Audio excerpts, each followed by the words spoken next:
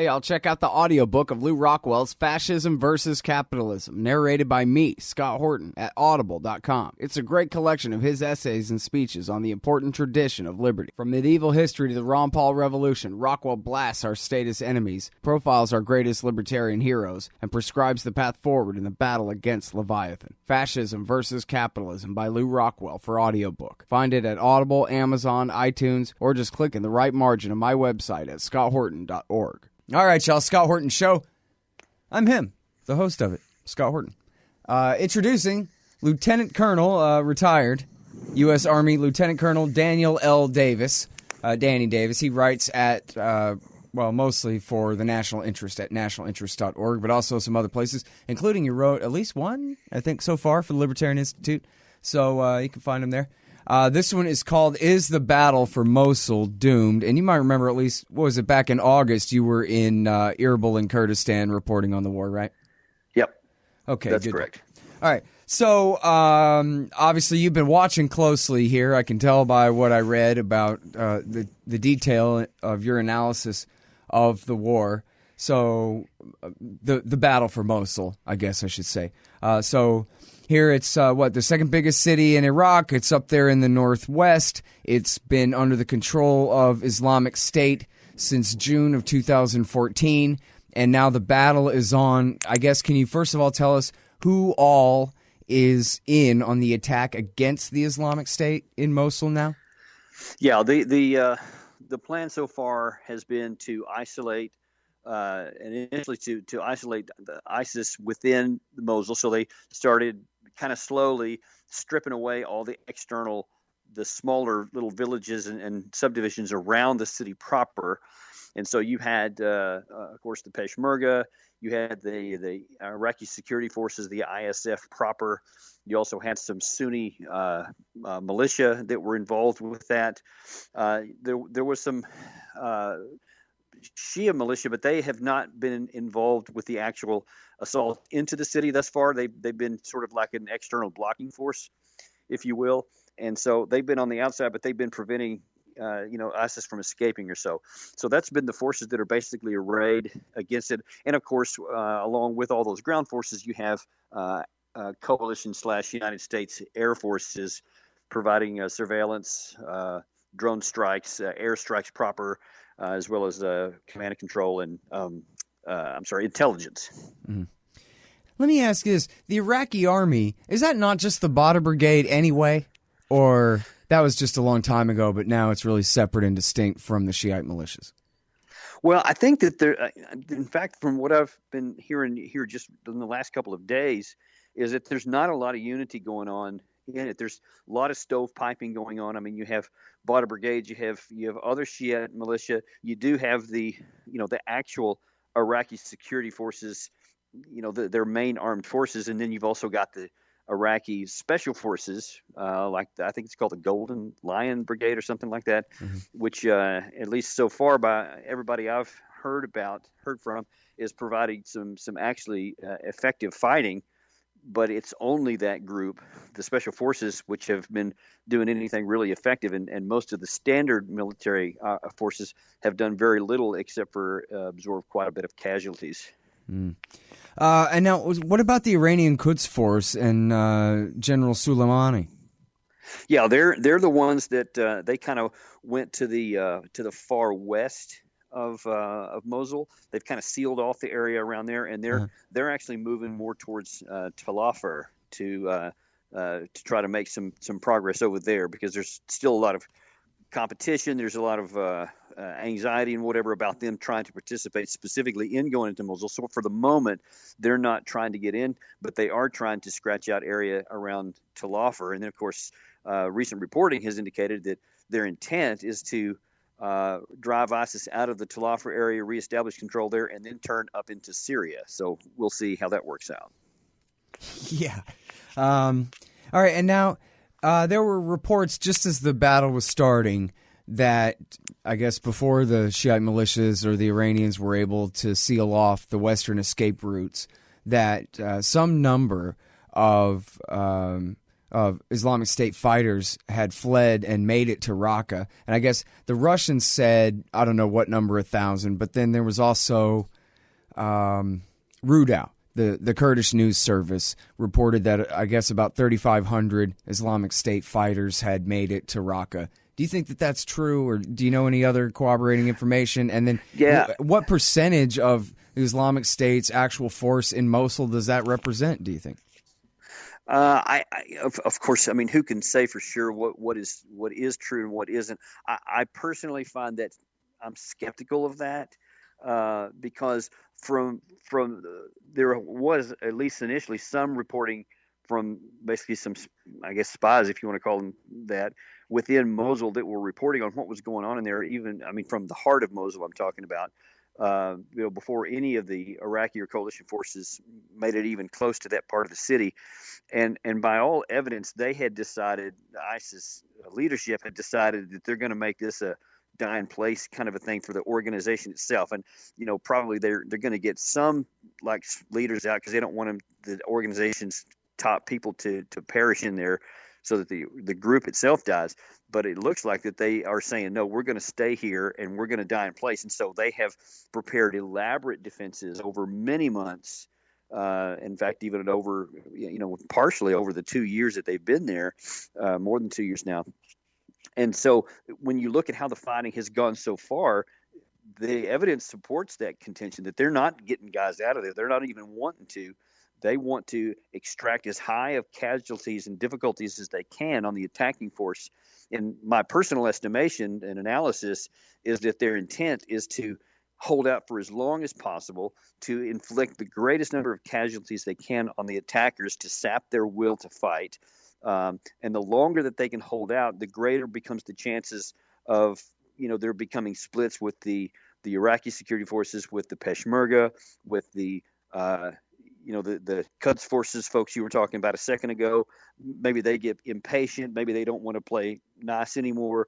Maybe they think they can do better, or whatever. I mean, that's an unholy alliance as it is, all those groups fighting together, because otherwise many times they're fighting against each other. If this thing drags on too far, then ISIS has a chance to win, not because they can defeat the forces, but if they can sap their will to fight, then they can, maybe even get more people to go elsewhere, maybe to go to Iraq and maybe to join some of these other places in Libya or in Somalia or elsewhere, as the brand itself, if it can stand up to all this coalition, to the U.S. air power, to all these things, and yet still maintain, some kind of viability, then they have a chance to continue their march to relevance if they want to. I don't know that there's not any long-term hope in that, just because they have such a perverted ideology, it just can't be sustained. But they can damn sure drag this out and cause a lot of bloodshed. Yeah.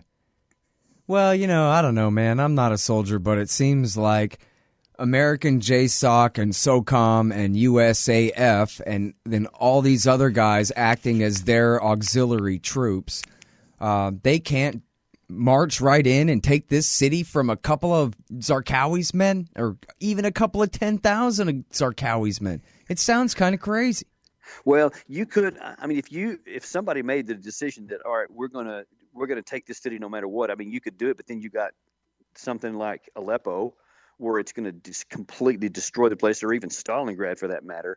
And there's still, one of the big ploys that ISIS has, one of the big tools that they've used is they've prevented, many of the residents from leaving. So if we did do something like that and go in heavy-handed, we would cause probably tens of thousands of casualties. And then, of course, in the world public opinion, we would all be branded as the bad guys, and we know that. And so they're being very careful about that. I've actually read reports just this last few days where some of the Iraqi commanders were concerned because they kind of feel like their hands are tied, but they don't have any alternative to just killing large numbers of their people, which apparently the Russians and the Syrians kind of got over in Aleppo, and they said, "Oh well, whoever dies. We're gonna bomb everybody." Yeah. Why don't they say, "Hey, we're pausing to open a humanitarian corridor for civilians to flee for a while"? I mean, I'm not saying because I prefer a blitz, but I'm saying it seems kind of strange. They told all the people in the town to stay, and then so now they have to fight this kind of long-term battle just for one city. Well, and see, and that happened. That change occurred while I was there in August, and it took a lot of the UN relief workers by surprise because the plan had always been, I mean, since January, this past January, had been to we're going to do exactly that. We're going to open corridors. We're going to, establish camps for 800,000 people. So when they come out, they'll have someplace to go and all that kind of thing.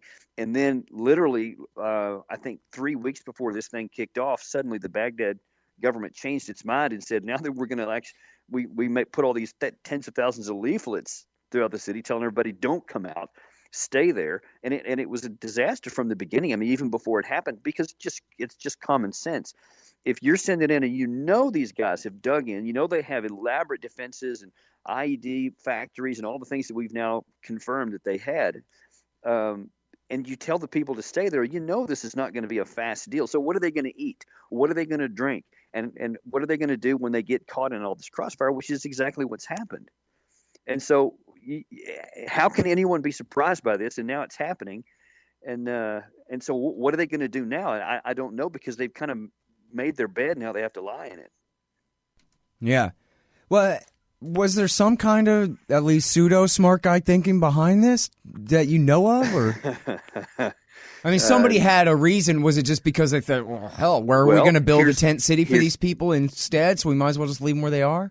That's what I think, is that they said, well, number one is that the UN had put out many months before this. They said, here's the requirements. Here's what it's going to take for us to do this. We need this number of dollars, and we need to buy this number of equipment and gear and tents and and cooking facilities, all that kind of stuff to take care of these people. Here's the monthly logistics footprint that will require, and we need you guys to give us this before you launch. We need it at least 6 weeks prior to the launch start so that we have a chance to do it. And they didn't get it like literally a tenth of what the UN had said that they need as a minimum to start.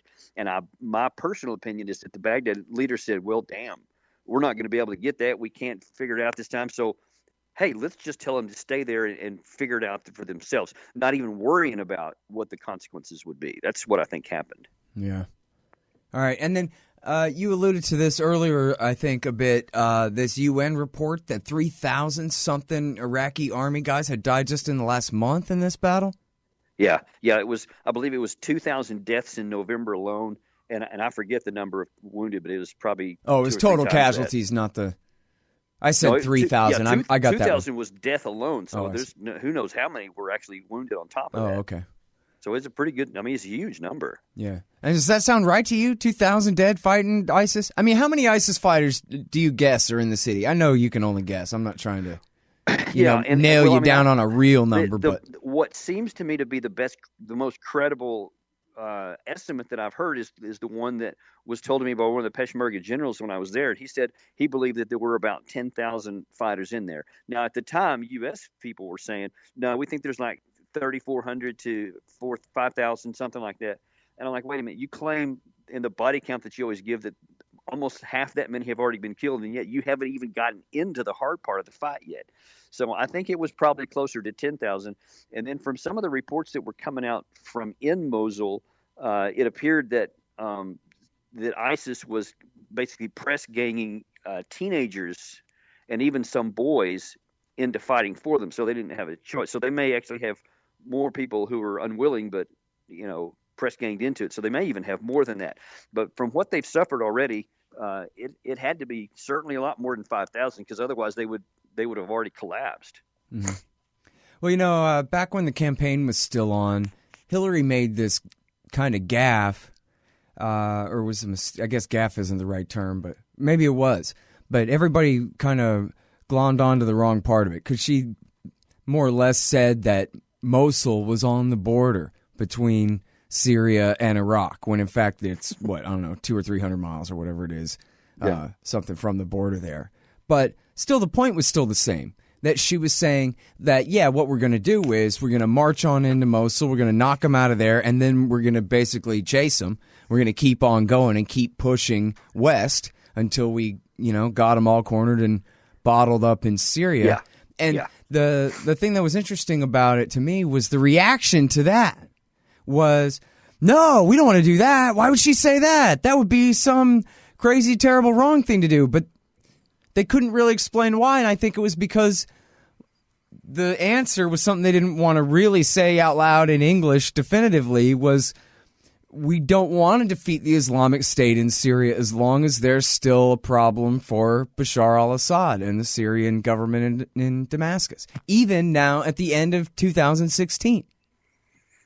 Yeah, that's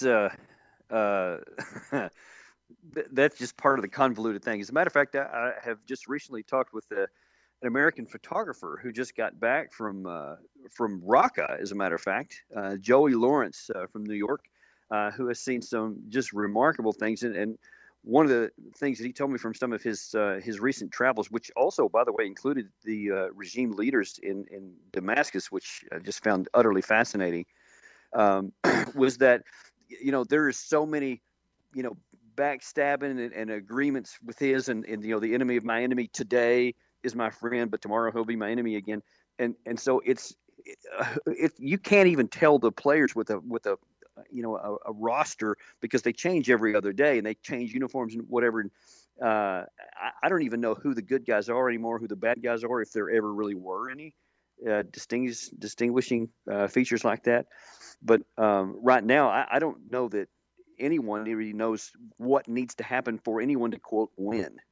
Hey, Al Scott here. If you've got a band, a business, a cause, or campaign, and you need stickers to help promote, check out thebumpersticker.com at thebumpersticker.com. They digitally print with solvent ink, so you get the photo quality results of digital with the strength and durability of old-style screen printing.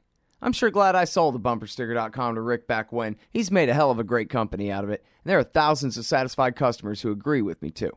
Let thebumpersticker.com help you get the word out. That's thebumpersticker.com at thebumpersticker.com. Yeah, boy, you're going to have to give me that guy's number or email address. Yeah, you definitely need to talk to this guy. Just back from Raqqa, wow, yeah. Yeah. All right, so now back to your real point here, which is you talk about, let me get the quote right there, slowly collapsing an extended security zone. In other words, they have the Islamic State has territory in Mosul that they're hanging on to, and yet it keeps getting smaller and smaller, basically in concentric circles inward, until they're completely surrounded and blasted with the last J-Dam or whatever it is in their last stand as that's going on. But you're saying that they're actually doing well enough and holding their own well enough that they're creating a time problem for the attackers, that they're dragging this out long enough that it's becoming a situation where possibly the coalition attacking them won't be able to hold it together, or maybe even worse, will turn on each other before they're done defeating the Islamic State. There. Exactly, and I mean that's what I thought the most likely scenario was when I was there, and so far that's exactly what's playing out. And I always remember the answer I got when I was talking to that Peshmerga general when I was there, and I said, does this have the possibility of devolving into an Aleppo style years kind of in the making fight? And he says, absolutely. I mean, he didn't even hesitate. He said, absolutely, it does. He goes, if everything goes right, if everything, the best case scenario happens, then yeah, we could literally drive them out within 3 to 4 months. We're 2.5 months into that already, and they barely even cracked the inside of the city. But he said, yeah, if it doesn't, he said, then yeah, this could collapse, because he said, I don't think the Iraqi security forces, though they've made good progress since 2014 when they disintegrated, he said they're still not up to the task. They still can't take this by themselves, and that's exactly the way it's playing out. That's why you see that the special forces units, the Iraqi special forces units, have been successful, but they've also taken a whole lot of casualties. But just the regular fighters are also taking casualties, but not making that much progress. And I don't think they can sustain this level of casualties. And then they're going to have to either halt it, or I don't know that the Iraqi troops are going to continue pressing it if they see that all they're doing is getting blown up every day. Yeah. Well, that's the big question, and then what comes next? Here comes Donald Trump with General Mattis, the Marine Corps general, as his Secretary of Defense, and Mike Flynn, who was McChrystal's right-hand man, targeting people in the surge for the war against, proto-ISIS, Al-Qaeda in Iraq at the time, back in 2006 and 2007. And so, I mean, I guess my worst fear is they're going to march the Marines right in there, just like 2003. Only, I mean, not in the whole damn country down in the Shiite South, but into Mosul. They're going to drop in the paratroopers. They're going to do whatever it takes to sack that city and occupy it, and bring the fight to ISIS in a hardcore way, if only for domestic political reasons, to show that Obama days are over and now we got the Marines and now we're not going to let ISIS exist, as a place, the Islamic State, for one more day here, and turn it back into a militia. You'll never get rid of that, the terrorist group of the militia. But, at least, and I'm just thinking, of course, and you know what? That might solve the problem of Shiite sectarianism in Mosul if the Marine Corps kicked all the Shiites out and said, go back to Baghdad, we'll handle this. But then that raises the huge question of who comes next and what comes next. And whether you're going to basically go with the Joe Biden plan and go ahead and split the country up at this point, or what are you going to do at that point? Because how are they supposed to get Baghdad rule to extend to Mosul when it didn't in the first place? That's how they lost it to the Islamic State in 2014. Correct. So, that was a question. But the answer is exactly. Well, you got it pegged. I mean, they didn't before. They're not going to afterwards. So the absolute worst possible solution you could possibly make is to go in heavy with U.S. troops, because it would be nothing but sheer disaster. Because then you would have a situation worse than you have now, because you're entering into a civil war. And that can't end well. And it's not our fight to – we can't say, all right, we're going to go in and drive these guys out. For what end? I think that the American public, even if he decided to try to do it for domestic purposes, I think that would be a massive backfire. But I think he's aware of that, because the American public is flat out sick and tired of fighting over there, and they're not ready to sacrifice any more American lives, especially not in a conventional engagement. The one thing that does give me a little bit of concern is that if Flynn, being the experience that he had with Crystal and all that, and the spec ops stuff that he's, as part of his forte, is that he wants to try to increase that kind of stuff. But even that's not going to succeed. We cannot impose. Here's the bottom line, Scott. The United States cannot, not shouldn't, cannot impose a military solution to this fight by the use of American military power. Flat out. We cannot do it. All we can do is make it worse. Yeah. So are you concerned that Mattis's advice might be, something like that, but starting out with, we can kick their ass. We can drive the Marine Corps can certainly drive them out of Mosul and then leave. But make sure that the Iraqi army or the Pesh or somebody's there to make sure that nobody reestablishes the Islamic State. But you're right. I mean, we don't want to redo 2005, but let's just do this one real quick thing.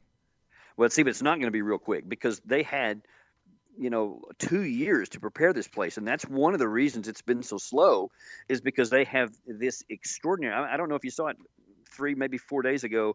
I can't remember which organization came out with the report, but they said they have discovered extensive and elaborate and sophisticated weapons creation that in areas where they have driven some of the ISIS out. I mean, they have incredible amounts of firepower stockpiled up in there. I mean, these guys are dug in like ticks, and you could even send in the best of the U.S. Marine Corps and Army and ground fighters or whatever, and it would be incredibly expensive in terms of manpower and blood and time to go in and get them out, because they're dug in.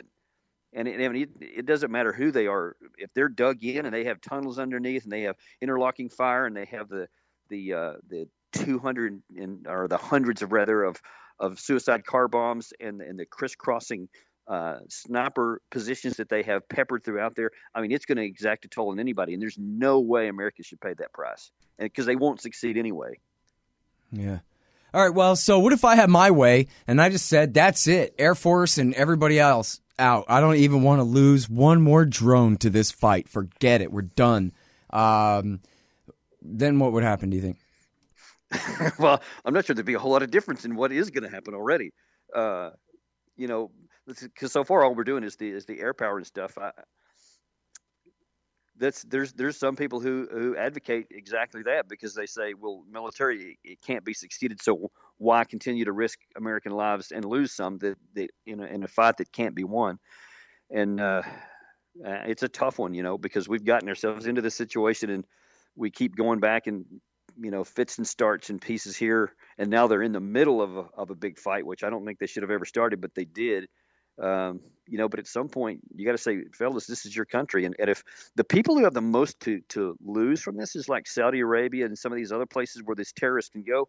And, there's a case to be made that says, what, this is your backyard, fellas. If y'all are as concerned about it as that, then maybe you need to be providing some of the stuff and working with Baghdad to try to bring this to an end. But we're not going to be able to do it. So, we need to do something different. Except that ain't going to happen, because the Saudis created the Islamic State to fight against Shiite-controlled Baghdad. And that's what the Islamic State is, their answer to the Dawa party. That was what their foreign minister told John Kerry, in fact. That's the exact quote. Did you hear, it's been a week now, but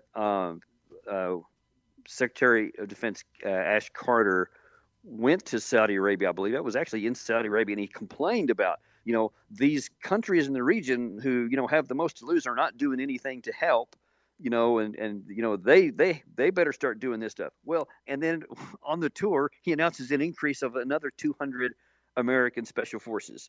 So, I mean, just put yourself in the position of these countries who do have stuff to, or are threatened. If we keep paying the price, if we keep sending our troops to do it, why should they? If we're going to come over there and do their work for them, then they're not going to. But if you tell them, all right, you know what, we're not going to, we'll provide diplomatic and humanitarian aid, and we'll help in intelligence that we can. But boys, you're going to have to provide the boots and the airplanes in your backyard if you want to keep them out of your yard. Right. Yeah, that's the thing. They would have to make a whole different set of calculations about how many different, armies of terrorist shock troops they create in North Africa and the Middle East, when actually, I think I even read, I certainly read the announcement of the plan, but I think I even read a fall of this. So they actually were trying to build a Trumpian Great Wall on the Saudi-Iraqi border because they're that terrified of these guys coming back where they're from. Yeah, I hadn't heard that, but it doesn't surprise me. Yeah, well, I admit, as just a trace of something I thought I read, but anyway. They better look out, though. Chickens coming home to roost and all that kind of thing. Exactly. Exactly. One thing I know for a fact I read was a Saudi minister complaining that we have Saudi volunteers, our young boys, fighting for ISIS and al-Nusra, killing each other in battle. What's going on here? We're doing it all wrong. We should all be fighting against Assad together, whatever. I kind of think so. I don't know the total numbers. I don't know if anybody counted the total numbers of Saudi, quote, volunteers who've gone to fight in Syria, but it's more than a couple. Yeah, I'm sure of that. Yep. All right, well, listen, I've kept you too long, but thanks very much. I appreciate it. Always a pleasure, Scott. Thanks for having me on. All right, y'all. That is former retired Lieutenant Colonel Danny Davis, and I should have said at the beginning, he is famously a whistleblower on the Afghan war back in 2012, and he writes now mostly at the National Interest, and this one is called Is the Battle for Mosul Doomed? We ran it the other day on antiwar.com. In fact, I think we're running it today on the Institute page at libertarianinstitute.org as well. Yeah, it is. It's still there. So check that out. And thanks, y'all. Stop by scotthorton.org for all the archives. 4,000-something interviews going back to 2003, almost all about foreign policy stuff like this. And also check me out on Twitter at Scott Horton Show, and check out the Institute at libertarianinstitute.org, and especially help support our end-of-the-year fund drive. It's all, tax-deductible type of a thing, man. So give it to us instead of the IRS. libertarianinstitute.org/support. And thanks very much. Hey, all, Scott Horton here. It's always safe to say that one should keep at least some of your savings in precious metals as a hedge against inflation. And if this economy ever does heat back up and the banks start expanding credit, rising prices could make metals a very profitable bet. Since 1977, Robertson Roberts Brokerage Inc. has been helping people buy and sell gold, silver, platinum, and palladium, and they do it well. They're fast, reliable, and trusted for more than 35 years. And they take Bitcoin. Call Robertson Roberts at 1-800-874-9760 or stop by rrbi.co. All right, y'all, Scott Horton here, and I got a great deal for you. Anyone who helps support this show with a $50 donation or more gets a copy of the brand new Rothbard book, Murray N. Rothbard book, of long-lost essays from 1967 and 68. It's entitled Never a Dull Moment, A Libertarian Looks at the 60s.